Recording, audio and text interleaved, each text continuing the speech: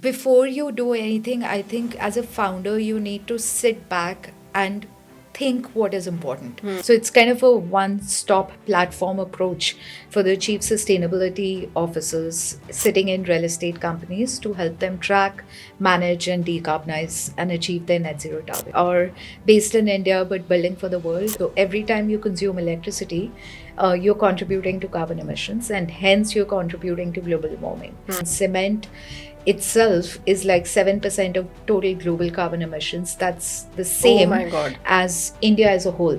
So India contributes about 7%, cement is about 7.2%. A lot of what we put in our bodies right now is quite literally junk, right? Eggs are not eggs, and chicken is not chicken, and milk is not milk. It's all high GMO. So that happened because I landed to Delhi and I got impacted by the weather and the pollution. Yeah. After working in India for 1 year, I immediately moved out to Singapore for a job opportunity. And Singapore is a country where women participation in workforce is one of the highest in the world. And women in leadership roles is almost the same as men.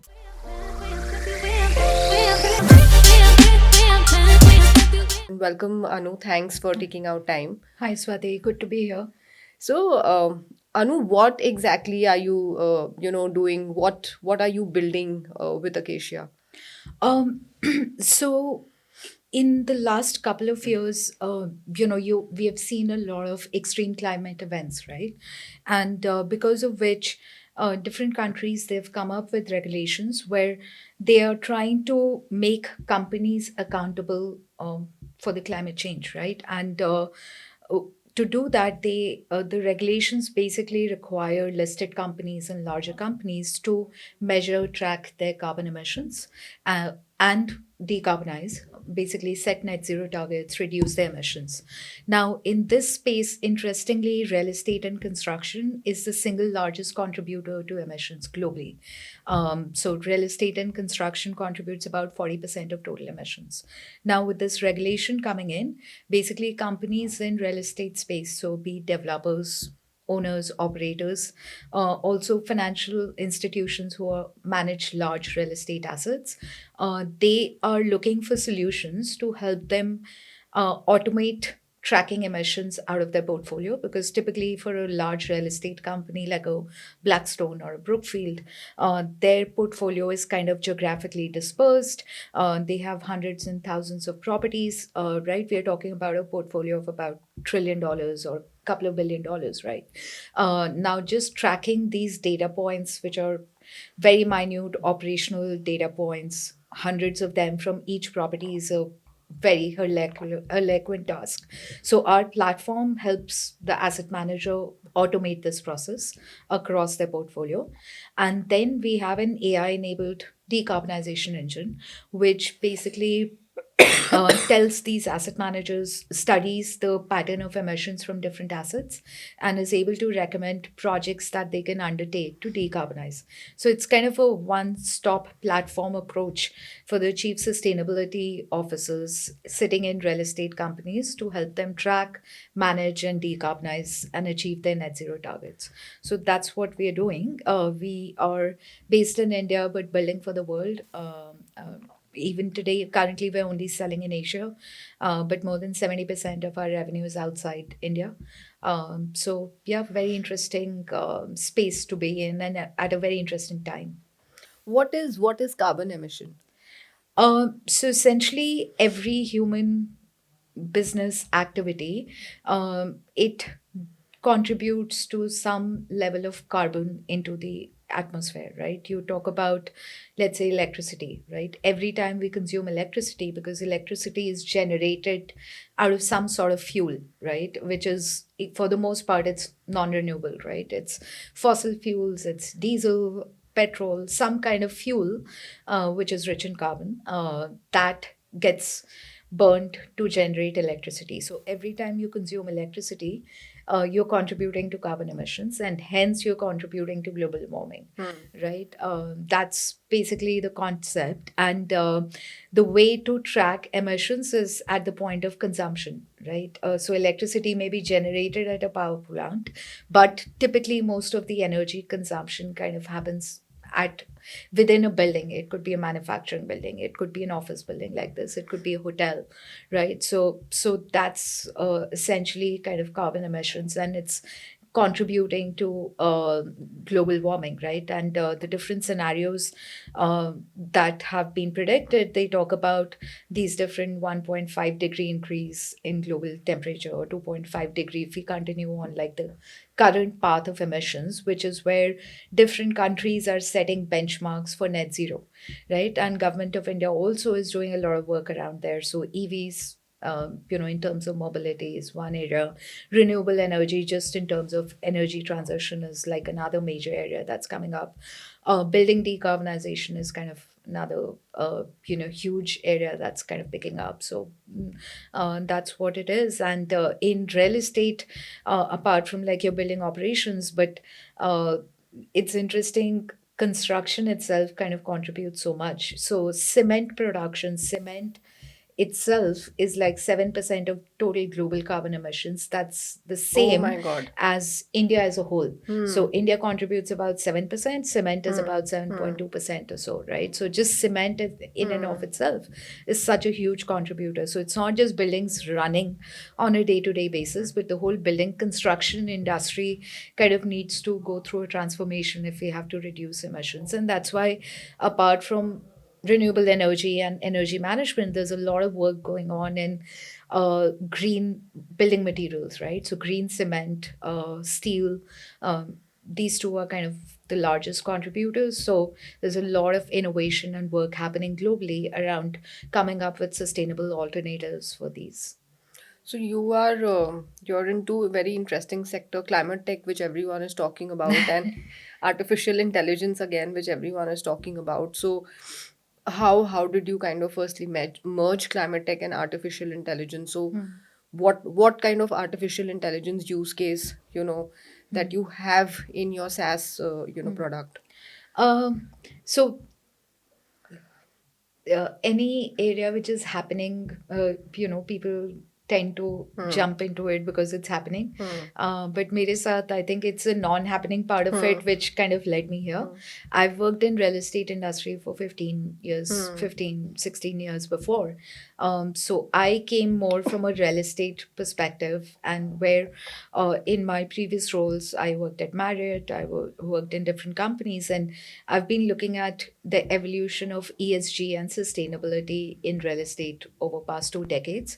And I just felt that now we are at a time where you could actually build a scalable solution around it and build a business around it, because now you're not talking about a broad ESG which is qualitative and it's a good to have kind of metric. When it comes to climate risk, you're talking of real tangible impact, right? So to give you an example, now last 2 3 years there've been like massive flash floods in Florida, right? So in Florida now property insurance has gone up by 40%, to the extent that most homeowners aren't able to get insurance also, right? So there are these the impact of climate change on real estate is like one very tangible, it's monetarily, you can quantify it, and second, it's here and now, right? So that's where I felt that um, this uh, as we are nearing those catastrophic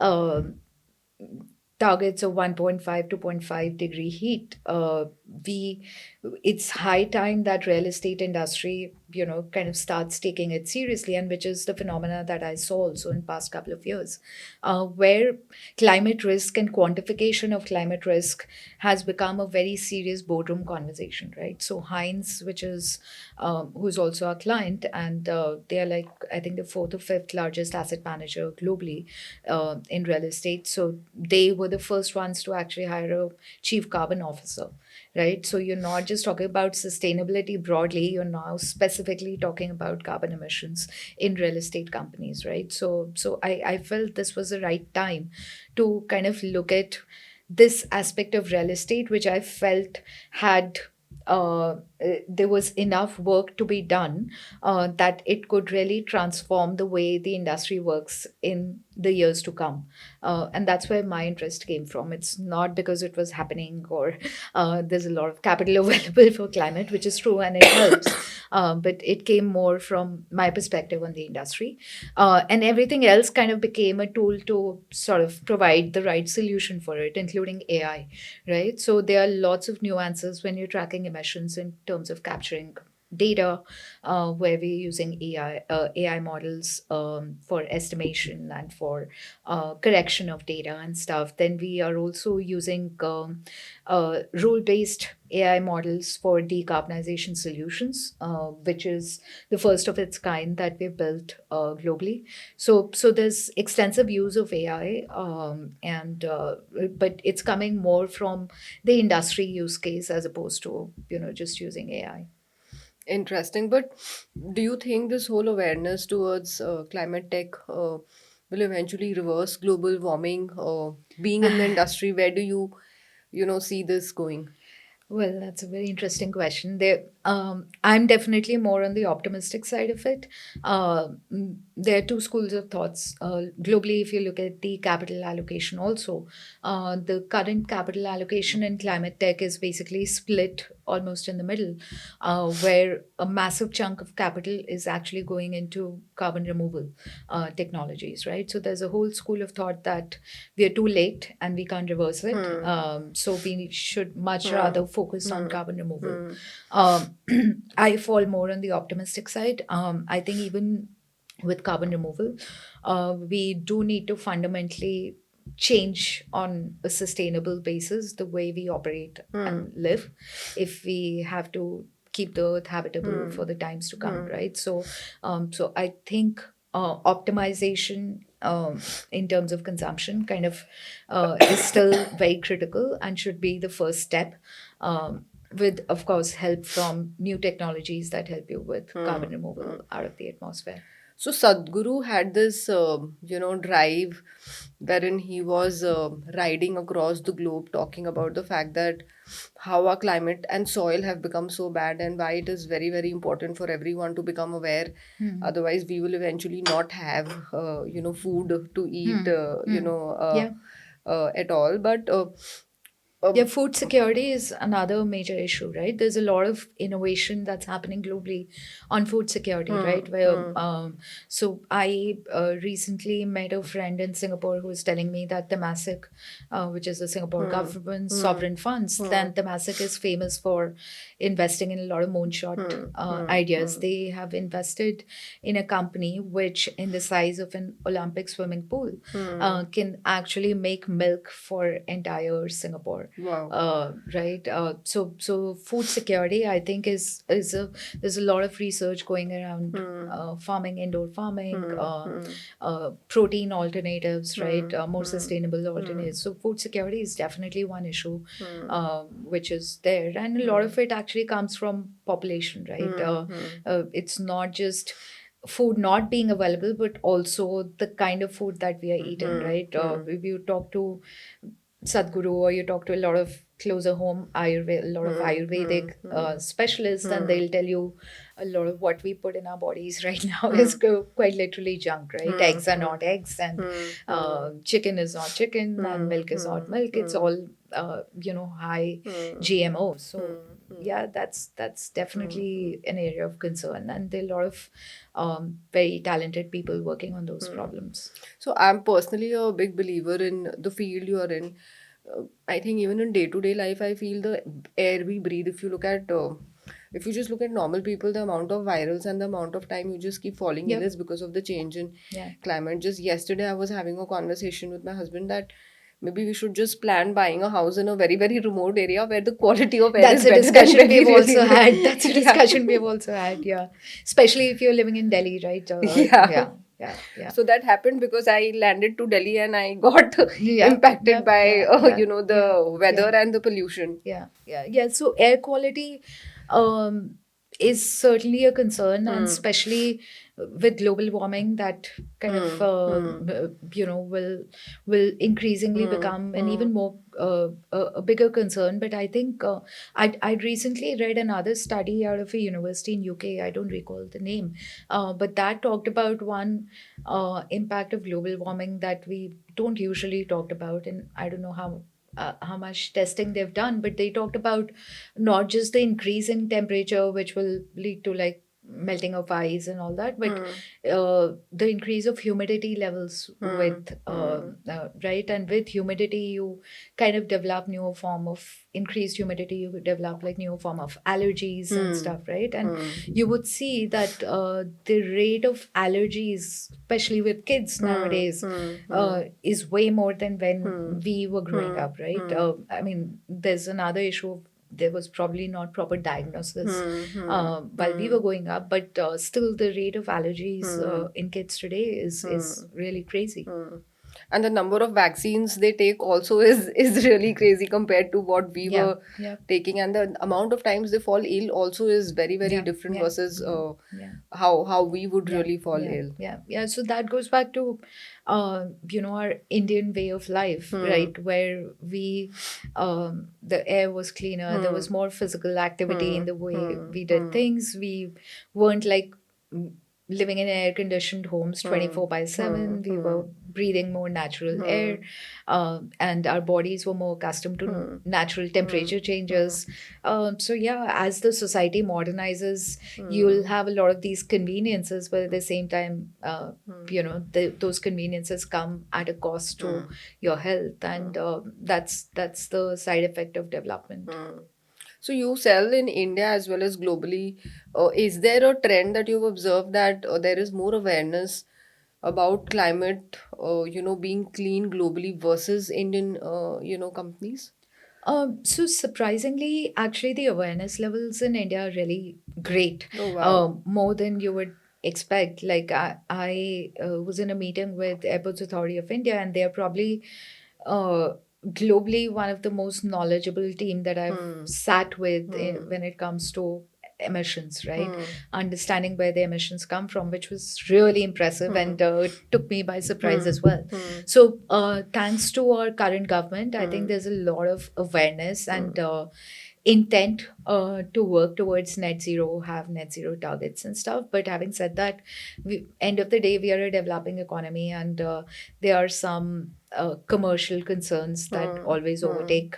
But also such a thing which is not giving you a commercial benefit in over next 12 months, 24 months. Usually it picks up scale when it's driven by regulation, right? So the regulation in India is not that strong, but we are one of the first countries to come up with some reporting requirements.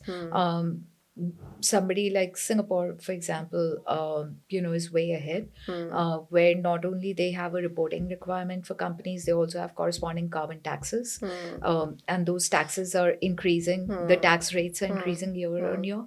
So when it comes with a monetary penalty, right, or an incentive, it always works better as opposed to just being a non-mandatory sort of reporting requirement. But we'll get there, I think.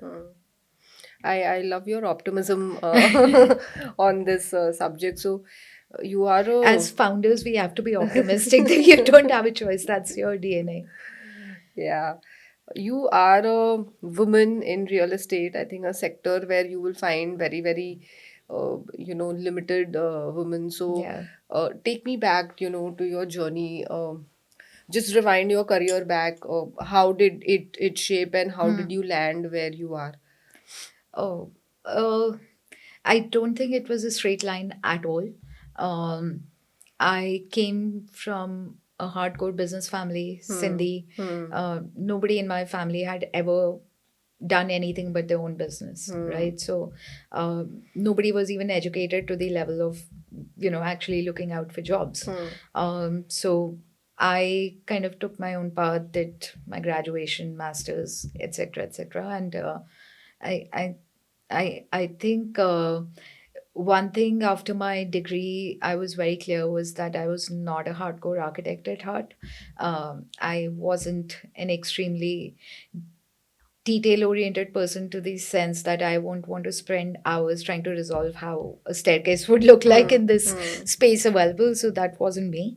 But having said that, I did kind of have a lot of sense of space generally, of cities, and I like that area generally. So I started my career with EY. As you know, Ruchi was Hmm. my first Hmm. boss there. So that was a very different time. I'm talking about 2006. Hmm. I think Ruchi, me, and maybe one or two more girls were in the team, in a team of about 100 people. You'll have probably 10, 15, Hmm. Hmm. 20% at Hmm. most representation of women. And that too, like, probably Ruchi was the only one at managerial level, and Hmm. everybody Hmm. else was. Hmm. So I actually looked up to Ruchi at that time a lot, Hmm. right? And I think what helped in my career was really significant in my career was after working in India for 1 year, I immediately moved out to Singapore for a job opportunity, and Singapore uh, is a country where women participation in workforce is one of the highest in the world, Hmm. and women in leadership roles is almost the same as men, Oh wow. right? And imagine doing that in 2007. Hmm. It just totally changed my perspective on, was I didn't have any role models to look Hmm. at that Hmm. point, right? And we don't realize how, but the importance of having role models in your life, right, who kind of look like you, think Hmm. like you. Hmm. um, it just changes the way, Hmm. the level of confidence that you can have. Hmm. So when I moved to Singapore, I think one woman who's had the most impact on my life, my boss at that time, Mrs. Sito, she um, close to a 60 plus lady Hmm. at that time, and extremely energetic, extremely vibrant. And I think working closely with her for 2 years, really changed my perspective on not just women. How do they conduct themselves professionally? How to look at ambition, right? How to look at managing a family while, while having a career. I had a very cynical view of marriage and family before that. If you were driven and ambitious, and I think that was probably one of the single most important event in my life that changed my perspective a lot. So coming to, I think your journey, while we covered it very quickly, but you came from a Sindhi family wherein everyone was into business. At those times, uh, how did you even get into studying or even doing masters or picking up your own job? Was it that your parents kind of guided you? How did that journey happen? Because I think at those times there are very few women who would have even got an opportunity to do Yeah. what you have done. Yeah, so I didn't have any guidance or even motivation, Hmm. honestly, from the home front. Hmm. Um, had I left it to my family, I Hmm. would have been married at the age of 18, 19, and Hmm. have a couple of kids by the time I hit like 23 or so.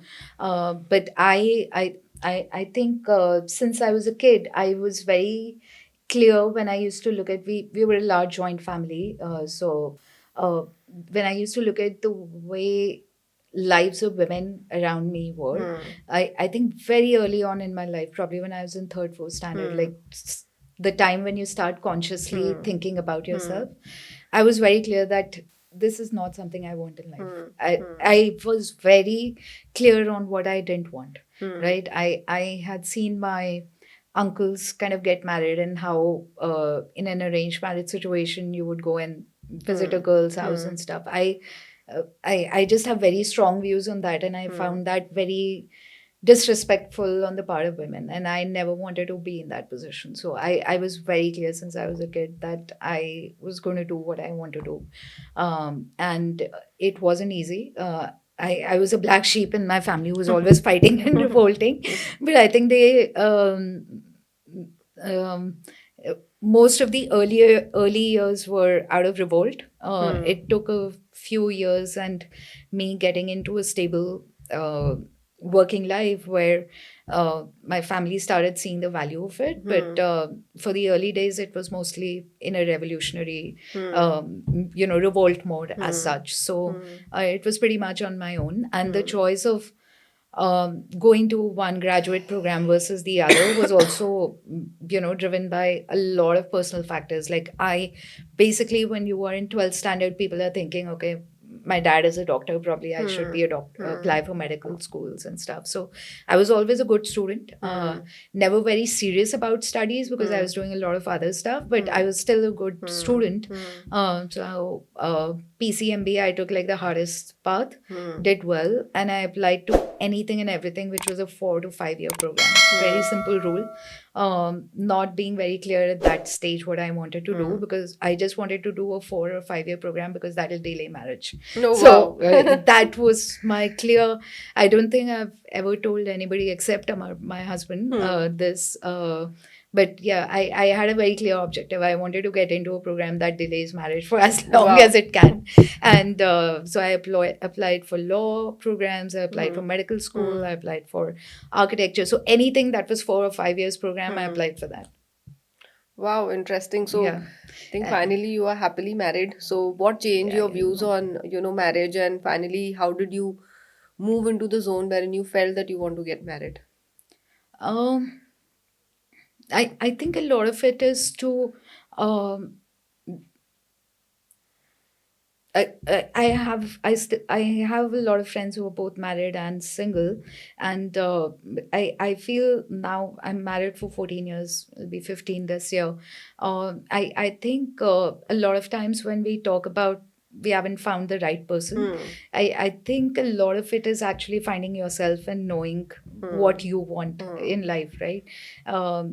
With me, I think that move to Singapore and just kind of looking at workplace Hmm. and culture from a Hmm. different Hmm. perspective sort of really changed my perspective. Hmm. And then Amar and I met in college, and you know, I I think at that point you just know when Hmm. I think it's more about you kind of Hmm. being confident in yourself and knowing Hmm. what kind of life you want, Hmm. and then you find the person who Hmm. can create whom with whom you feel that you can create that kind of life, Hmm. right? And that's the point you are Hmm. ready. But I think most people, when they say we haven't met the right kind of person, it's actually about figuring yourself out as to what you want in life as opposed to Hmm. the other person. Oh, this is a very interesting perspective on, marriage. So, during the early days of your career, when you were the black sheep of your family, trying to figure life, it would have been hard. So, at no point you felt ki, let me go back, to the Sindhi life. I may just get Never, married, have never, some never, security. never, not at all. So, that kind of clarity you had in Yeah, your yeah, mind. absolutely. Always. I mean, I think that has helped me through life also, because early on in my career, and that has uh, given me the courage to jump on entrepreneurship after being in a really good role at a dream job and Hmm. making good money and stuff. Hmm. Um, because from very early on, I kind of knew if I had to work on self improvement, then I Hmm. had to take risk. Hmm. And I wasn't afraid of taking risk, right? Hmm. So, and I didn't have any benchmarks for success, Hmm. right? It wasn't like, okay, if I get there, that's enough, right? Hmm. Because my Hmm. dad does this, I did 10% Hmm. better than him. Hmm. So that's success for Hmm. me. Hmm. I never had any benchmarks. I created my benchmarks, and those benchmarks kept evolving, Hmm. right? And I think that has uh, given a continuum to the journey as opposed Hmm. to giving a fixed goal, and then once you get there you're satisfied and you live life Hmm. the way it is, right? I Hmm. think that very early on made me very independent. It made me I think the biggest quality that gave me was just to figure things out on my own, Hmm. right? The first time I joined EY, I moved from Delhi to Hyderabad, figured everything out on my own. Then from there I suddenly moved to Singapore. That was my first trip to Singapore. um, People, when they typically kids go for their job, you family would connect you to Hmm. Hmm. koi Hmm. mama rehta hai, masi Hmm. rehti hai. Hmm. I had nobody, Hmm. Hmm. right? I just went and figured everything out on Hmm. my own, Hmm. right from housing to like no support, even Hmm. the capital to go from here to Singapore, because you didn't want to convince family, you were Hmm. revolting and you're just going. Hmm. uh, just saved up from my previous job and Wow. figured out, Hmm. did your math, you'll get your first Hmm. salary then. Hmm. So it's just about managing for 1 or 2 months. So I became like a fantastic financial planner, Hmm. just figuring out things that are in an unknown zone, Hmm. being in a new place, which is Hmm. fantastic, right? Today, I have to go and sell in US. Anybody would, want to speak to 10 people before getting on a plane. I can just land there, send out like cold messages to 50 people. I'm sure at least five of them would be ready Hmm. to meet, Hmm. and start from there. I don't mind being, in an uncertain, unknown Hmm. sea, and Hmm. I can swim my way through it Hmm. and figure shit out. And that's, I think, the best thing that an entrepreneur can have. Yeah. So you don't have a fear of uncertainty, which is like a very, very good superpower to have. It is. It is. So, if you have to give some message to the audiences who are not able to take calls in life because they are fearful about, uncertain events, how can one build and develop this? I, I I don't think there's a playbook to it. You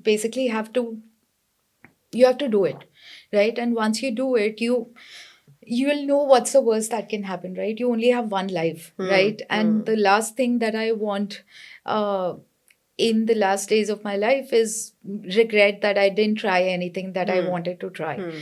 right? I won't have any of those regrets, Hmm. I hope, right? So you only have one life. Hmm.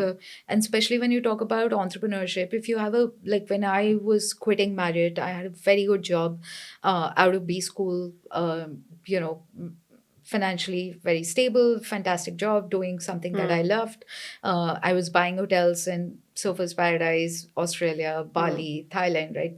Fantastic travel, which I Hmm. love doing. But if you start getting that feeling that you don't feel like getting up every morning, and you don't have that level of excitement to go to Hmm. work to, Hmm. I think, nothing could be worse than that. Hmm. So try it out once. If you have a job like that, especially if you're in India where the economy is growing and Hmm. everything, Hmm. try it out for 12 months, right? Of Hmm. course, I believe in taking calculated risk. As Hmm. long as you have 12 months of Hmm. runway with Hmm. your savings, please try it out. If it doesn't work, worst case, you can go back to Hmm. doing what you were doing. Hmm. Right? But the amount of learning Hmm. you would have had during Hmm. that period, Hmm. no job can match that. Hmm. So Hmm. I don't think there could be a playbook. You have to gather yourself and Hmm. just have the courage to Hmm. try it out once, Hmm. and just know that worst case outcome is that you will be back where you Hmm. were, and you would have lost 12 months. Hmm. I think sometimes we tend to, uh, overestimate the impact of 12 months Hmm. in, Hmm. somebody's career, Hmm. and underestimate the impact of what 12 months can do in the journey of entrepreneurship, right? Hmm. In Hmm. 12 months, yeah, probably if you're in a large corporate, you'll get 10, 15, 20, 25% Hmm. increment, Hmm. which you can be okay compromising Hmm. on in the Hmm. larger scheme of things. Hmm. But in 12 months, you can be on a different life path if you try it out, right? Hmm. So Hmm. I think it's worth the risks. As they say, like, the biggest risk is actually not taking any Hmm. risk, Hmm. right? So Hmm. just try it out is, I Hmm. think, Hmm. the only thing that you can do. And just to add to that, it's not just from a career standpoint.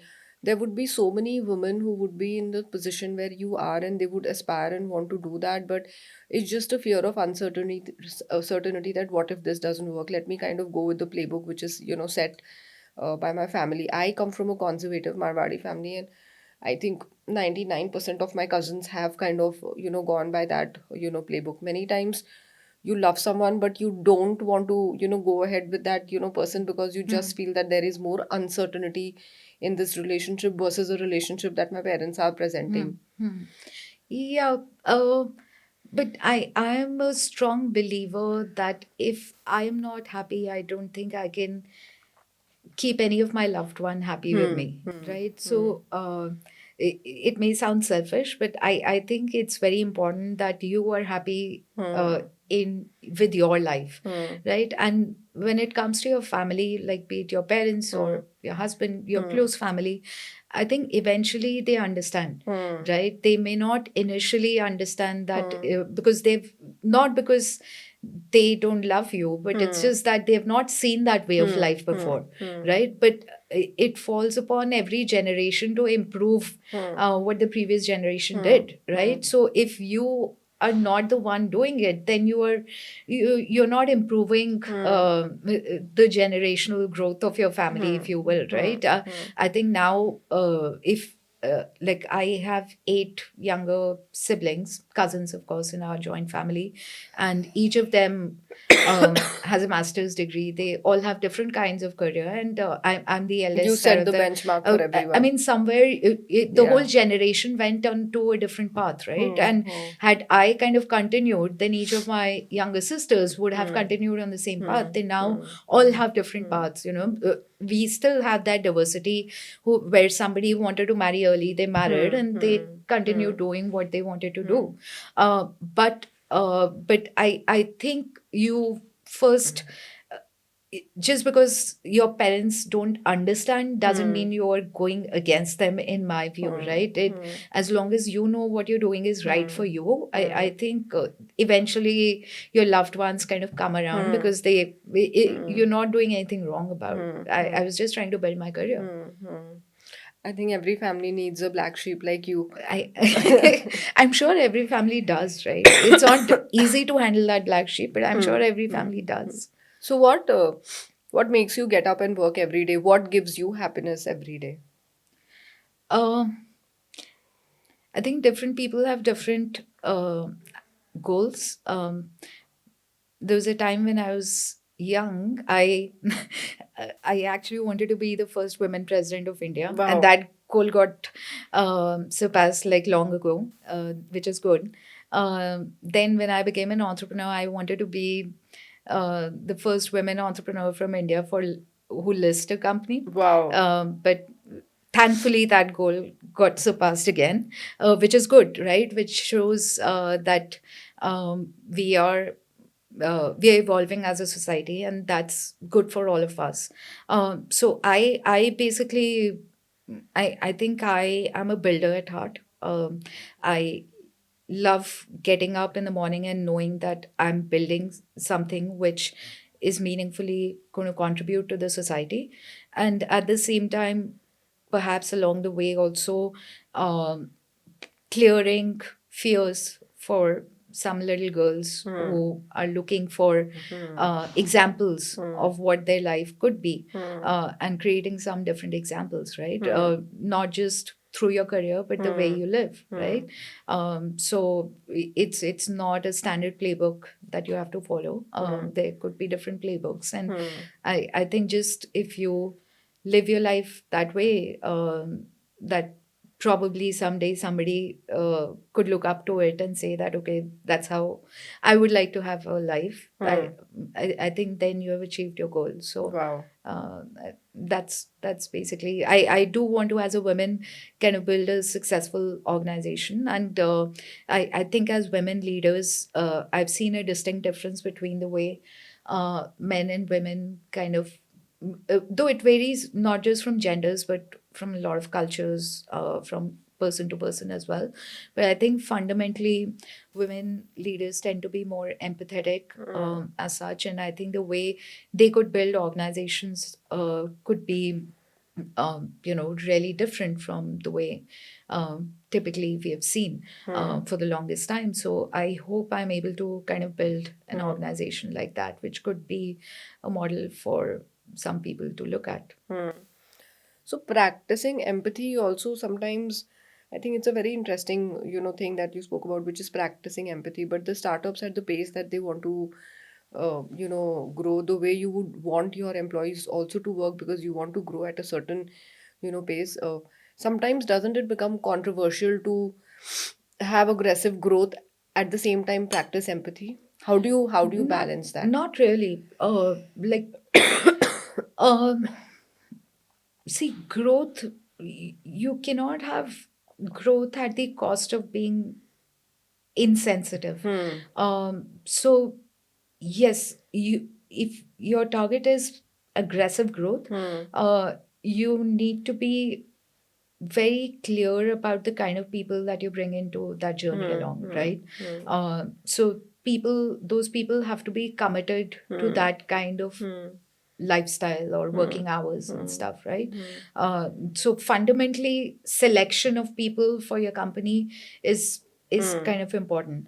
But once you've had that, please also understand that especially when you're in a high growth environment, it's like drinking out of a hose pipe every day, Hmm. right? It's like being in a pressure cooker every day, and Hmm. especially when you're in that kind of high pressure environment, Hmm. there's nothing more than that high pressure environment that brings teams together, Hmm. right? And that's exactly the place you want to be empathetic, right? Hmm. And being empathetic doesn't mean being unreasonable or having luxurious policies like a corporate. We are not a corporate, we cannot afford that, Hmm. absolutely. Hmm. But at the same time, they are human beings kind of working in a high pressure Hmm. environment. It's just natural tendency that high pressure environment brings them closer, Hmm. right? You and if you are able to kind of build upon that closeness, Hmm. you just have a magic formula, Hmm. right? Because that team will not just stick with you. They come to work every day motivated to Hmm. contribute because they see that their contributions are being Hmm. valued, Hmm. right? And then it's not about high growth, then it's about individuals wanting to contribute to a shared vision, right? And having that sense of achievement together. So I think it's especially in high pressure environment, that's even more important. There's another kind of high pressure environment like a Wall Street, right, which is pure Yeah. capitalism and you Hmm. know.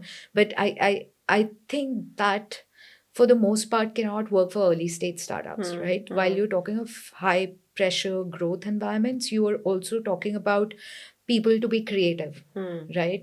Because you typically startups are in industries where you're figuring out product Hmm. market fit, Hmm. you're figuring out customer fit, you're figuring out creative ways of doing things because you are in an uncharted Hmm. territory, Hmm. right? So you don't want machines at that point. Hmm. And while you want people to work 24 by Hmm. 7, you also don't want them to lose their Hmm. creativity because that Hmm. creativity may actually lead to something that's like a revolutionary Hmm. solution, right? So I think it's a very different kind of high pressure environment, Hmm. high growth environment that's Hmm. there in startups. And empathy and personalization are absolutely critical components of it. Hmm. But how many employees do you have currently? Currently, we're about 22. So we're a small team, Got but it. like my previous company, Oxford Caps, Hmm. which we sold earlier, we had grown that company to about 200 employees Hmm. at its peak. So I would say at least till the time we were 100, Hmm. people, every single employee that we hired was personally interviewed by either Priyanka and me, Wow. if not both of us, Hmm. right? And even today, we are personally close to like at least 50-60% of them, So if not more. how do you what have you been doing to get close to them? Because there is always a fight of bandwidth, right? Yeah, Founders, bandwidth, and you only have 24 hours a day. yeah. Uh, so how do you maintain this, personal bond or closeness with them? Well, it's a bit like I went to NCR to 14 to 15 and Hmm. still close to some of my class Hmm. people, Hmm. right? I worked at EY 2006. Hmm. I'm still close to some of those people. Hmm. I think a lot of times it's not to do with the time, it's more to do with the intent Hmm. and initiative, Hmm. right? So between Priyanka and I, there may be different people that we are close to, but Hmm. together we're at least close to 60-70% of our ex-employees. Hmm. They know, they keep coming back to us sometimes for advice. Some of them are working in our current organization. Hmm. So Hmm. one of my co-founders, Jagmohan, used to work with me at Oxford Caps. Same as with Priyanka. So it's a lot of just kind of having that, just sense of engagement. You don't need to do it on a daily basis, maybe once couple of months, right? And just keep the conversation going and be there for the person when they need some advice or anything, right? So it's just about the intent rather than a massive time commitment, I think. Do you think between capital and human beings or human capital versus financial capital, which is more important to build a successful business? That's a very tricky question. I think your 0 to 100 journey, depending on what business you are in, um, it's both. In some kinds of businesses, I would go to the extent to say that in early stages, financial capital could be more important, because in any startup, your first 2 to 3 years, or to an extent even 5 years, as a founder and CEO, your first responsibility is to survive, right? Because every day you're basically just fighting for your survival. Initially, just getting your first 10 customers, then getting your first 1,000 customers, then scaling from, let's say, once you hit a certain revenue milestone, you hit a 20 million, then it's how do you get to 100 million, right? Because your survival does kind of depend on you getting to a certain scale, right? We, especially in internet businesses, they are typically winner takes all businesses. Especially when you are in India, Indian market till today doesn't have enough depth, for most part, to have a couple of businesses in the same area, kind of survive. It's usually a winner takes all or winner takes most, 70-80% of the market share. So if your target was to build a large business, I think you are raising external capital for the most part, and that becomes, for a lot of types of businesses, that becomes your real moat in the initial days. But having said that, I think human capital is something that once you've hit that mark, then it's human capital that's going to carry you forward. But fortunately or unfortunately, building human capital is not something you can start on your 100th day. You have to set the tone right on day zero. So both kind of go hand in hand, even though availability of capital in the early days may seem more important, and it is. But I think in the long run, it's the right team and ingredients that kind of take you forward. But you've built a business, then sold it. Now again, you're building a business. So what is tougher, building a human capital or raising money? Human capital, any day. Just first understanding yourself at what stage of business you need what kind of people, right? Just having that sense. I think that comes with a lot of trial and error.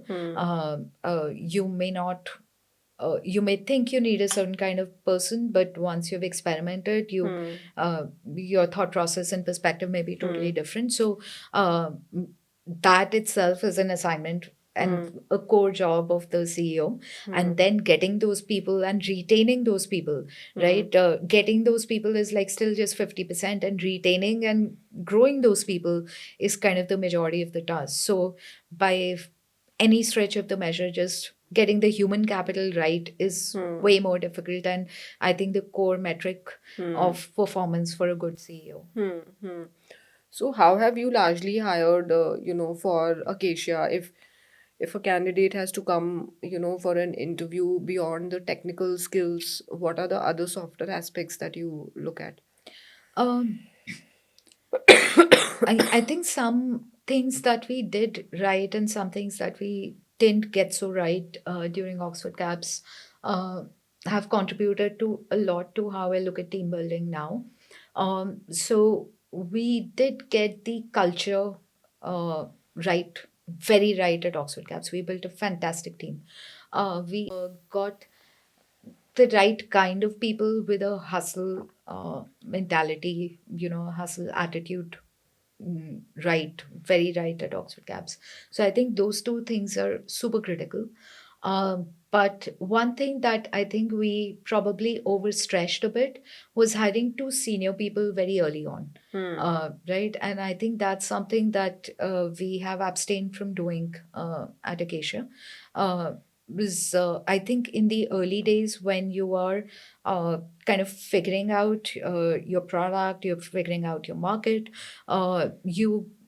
you want to do sales and you get somebody who's been running a 100 million PNL or a Hmm. 50 million Hmm. sales PNL, uh, that person would be absolutely clueless in your Hmm. setup, Hmm. right? Because he just won't know where to start, Hmm. right? He would ask you for playbooks, he would ask you for material and Hmm. stuff, right? You're at a stage where you're Hmm. figuring things as you go along, Hmm. Hmm. right? So I think at early stage you should refrain from hiring very senior people is one of my biggest learnings, where also especially in your if you're in a B2B SaaS kind of business, right, most early sales are kind of founder led. Hmm. So that's how we have structured our team right now.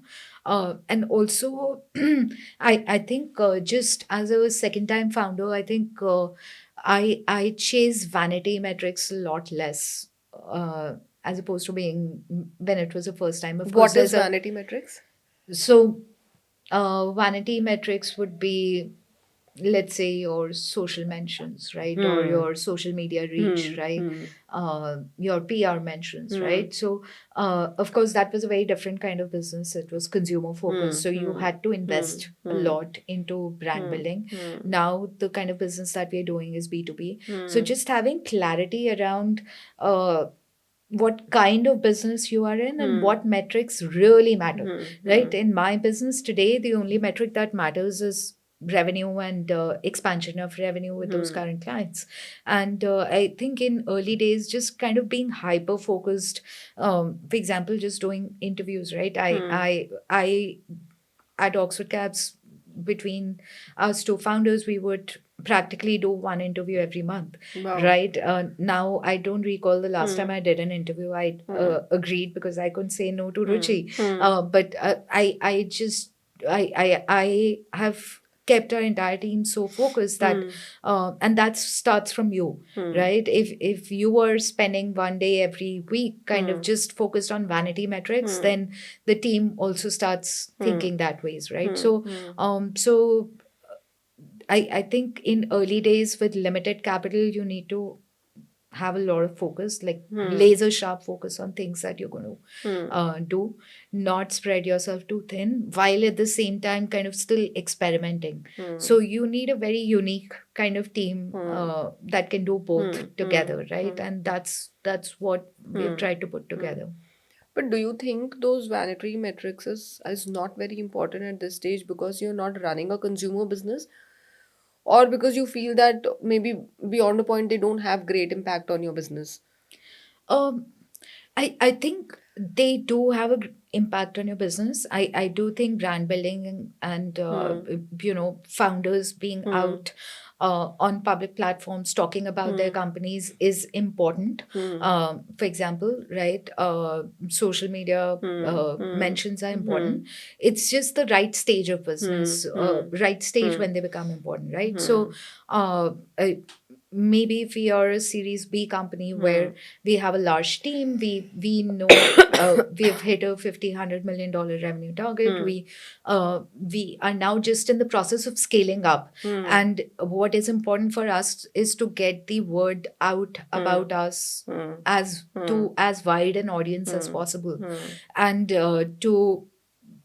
to kind of build our name Hmm. as an expert in the industry, Hmm. right? At that stage, yes, Hmm. me spending time on Hmm. stage Hmm. just talking about Acacia and what we are doing, Hmm. uh, yes, it would be super critical, Hmm. right? Hmm. Right now, Hmm. when we are, in early stages of PMF, we are, kind of doing more Hmm. founder-led sales. Hmm. We are a small team, so Hmm. everybody needs to be Hmm. an individual contributor Hmm. while being a team player. I don't think we need that wide a reach, right? Hmm. We Hmm. so it's just the point being that before you do anything, I think as a founder, you need to sit back and think what is important, Hmm. right? There needs to be everything that you do, there has to be some thought process behind it, and not just because five people are reaching out to me, I'll talk to them, right? You need to Hmm. have some structure in your mind as to how you want to spend your day Hmm. and how you want to spend your time, Hmm. because time is the most expensive, Hmm. is the most valuable Hmm. uh, Hmm. asset that you have right Hmm. now, Hmm. and you need to be super efficient, super effective with that. Hmm. No, I think I'm feeling very, very blessed that Oh, game room please. is not part of the Sorry. vanity metrics, and you have chosen to give your time to So, us. So thank you sorry. for that. I'm sorry, So, but I just feel that a lot of times, especially young founders, yeah, yeah, first time founders, we do end up putting in a lot of time and effort yeah, into yeah, it, right? So yeah, you are working 7 days a week, yeah, and a lot of your um when you say you don't have work life balance yeah, and you yeah. don't have this and you don't have time for family, it comes Huh. with it comes from where you are spending your Yeah, time at yeah, work, yeah, right? So yeah. I think that's where you just need a clear thought process as to where you spend your Hmm. time and how Hmm. much. Hmm. Yeah, No, I completely agree to it. I think time is the only thing which you can't earn back in, life. absolutely. Yeah, absolutely. So, any last thought that you have for our viewers? Anything that you would love to leave the viewers with? I think given that a lot of your audience is people who may want to pursue entrepreneurship at some time, I think just two pieces. One, um, if that's something that you really want to do, just try it out once. Worst case, you'll go back to where you are. You may have lost 6 to 12 months in you, but unless you try it out, you won't know, right? And you don't want to carry that regret that I didn't try it out. Second, I think I'm generally very, very bullish on what's happening in India and what's there for India in over the next decade, right? I think there's no better time than now to be an entrepreneur in India. There is growth and opportunity across segments, right, from bottom of the pyramid to top of the pyramid. As a society, we are kind of moving really forward, so I think it's a fantastic time to be an entrepreneur. And if that's something that you have ever wanted to do, and not just entrepreneur in the sense of a funded company, right? It could be a small medium business as well, right? So it's a fantastic time to be there, and you should just leverage that opportunity before we hit a stable economy mark. Thank you. Thanks, Anu. It was Thank you. great having you. Thanks for your time. Thank you. Thanks, Swati. Thanks for the conversation.